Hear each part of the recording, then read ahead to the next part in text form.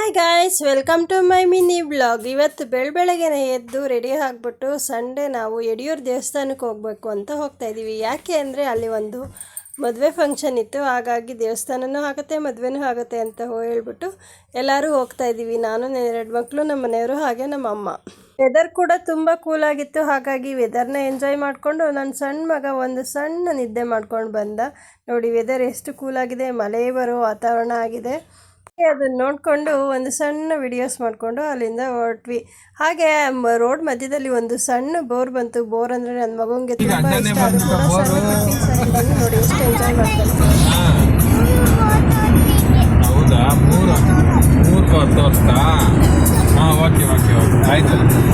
Already ನಾವು ಹೋಗಿದ್ದು ತುಂಬ ಲೇಟಾಗಿತ್ತು, ಹಾಗಾಗಿ ನಾವು ದಂಪತಿಗಳಿಗೆ ವಿಶ್ ಮಾಡಿಬಿಟ್ಟು ದೇವಸ್ಥಾನ ಕೂಡ ತುಂಬ ರಶ್ ಇತ್ತು, ಮಳೆ ಕೂಡ ಬರ್ತಾಯಿತ್ತು.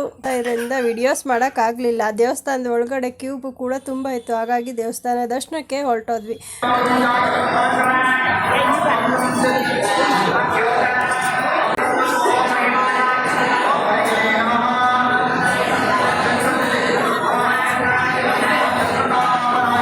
ಸೊ ಅವತ್ತು ಬಿಲ್ಪತ್ರೆ ಅಭಿಷೇಕ ನಡೀತಾ ಇತ್ತು ಗಣಪತಿಗೆ. ಅದ್ರದ್ದು ಒಂದು ಸಣ್ಣ ಕ್ಲಿಪ್ಪಿಂಗ್ಸ್ ಹಾಕಿದ್ದೀನಿ. ಆಲ್ರೆಡಿ ಯಡಿಯೂರು ದೇವಸ್ಥಾನದ್ದು ನಾನು ವಿಡಿಯೋ ಮಾಡಿ ಹಾಕೋದ್ರಿಂದ ಮತ್ತೆ ಏನದನ್ನು ವಿಡಿಯೋ ಮಾಡ್ಕೊಳಕ್ಕೆ ಹೋಗಿಲ್ಲ, ಹಾಗಾಗಿ ಸಣ್ಣ ಕ್ಲಿಪ್ಪಿಂಗ್ಸ್ ಹಾಕಿದ್ದೀನಿ ಅಷ್ಟೇ.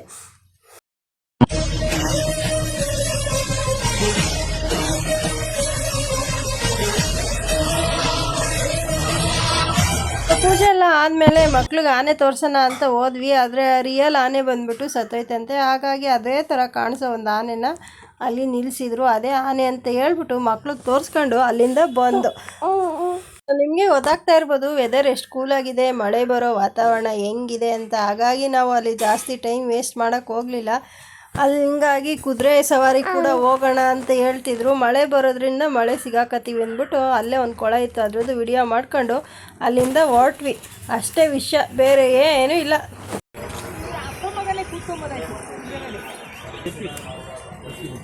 ನಮ್ಮ ಅಮ್ಮಂಗಂತೂ ಮೊಮ್ಮಕ್ಳನ್ನ ಕುದುರೆ ಮೇಲೆ ಕೂರ್ಸೋಕ್ಕೆ ತುಂಬ ಆಸೆ ಇತ್ತು. ಏನು ಮಾಡೋಕ್ಕಾಯ್ತದೆ, ಇಷ್ಟೆಲ್ಲ ರೆಡಿ ಆದಮೇಲೆ ಒಂದು ವಿಡಿಯೋ ಮಾಡ್ಕೋಬೇಕಲ್ವಾ, ಹಂಗಾಗಿ ಒಂದು ವಿಡಿಯೋ ಮಾಡ್ದೋ. ಯಾವ ಸಾಂಗ್ ಮಾಡಿರ್ಬೋದು ಅಂತ ಗೆಸ್ ಮಾಡಿ. Thanks for watching, bye.